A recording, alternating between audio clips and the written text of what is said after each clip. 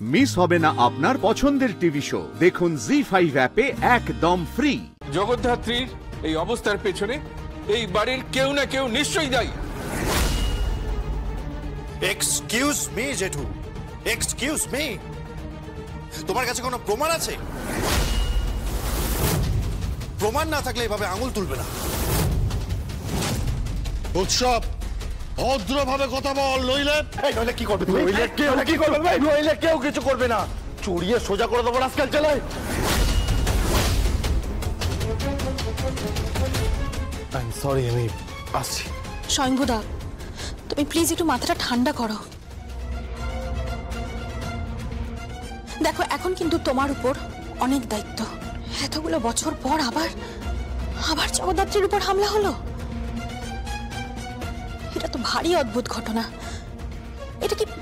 এটা কি মানা যায়? আমি হয়তো গেস করতে পারছি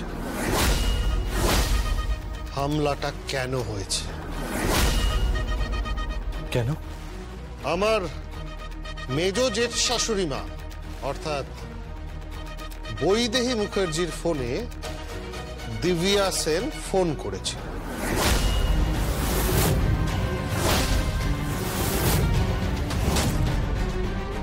ডক্টর গুহ নাকি মরিচিকা দেখেছে, মানে জগদ্ধাত্রীকে দেখেছে।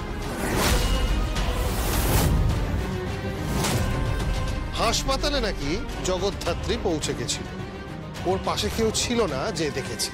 কোন এক রাতে তার ফ্ল্যাটে নাকি হামলা হয়েছে, জগদ্ধাত্রী সেখানে গেছে, সেখানে নাকি জগদ্ধাত্রী অনেক ঘটনা ঘটিয়েছে। আর তাই দিব্যা সেন আর ওই ডাক্তার।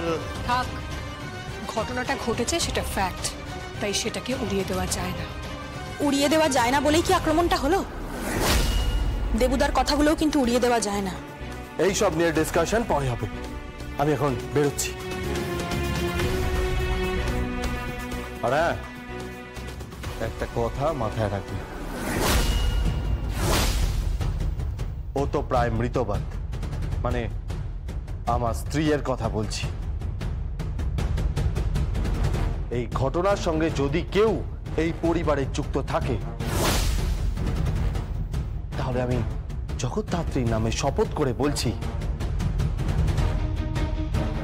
ওর ওপর যেখানে হামলা করা হয়েছিল তাকে সেখানে টেনে নিয়ে যাব। আর তারপর তার কি অবস্থা করব আপনারা জাস্ট কল্পনা করতে পারছেন না। অনেক দিন মারধর করিনি কাউকে, পিছি টানিনি, এনকাউন্টার করিনি, অনেক দিন করিনি। তার মানে এটা নয় যে আমার শরীরে জং পড়ে গেছে। আমার বন্দুকের নলে কেউ চুইংগাম বুঝে দিয়েছে।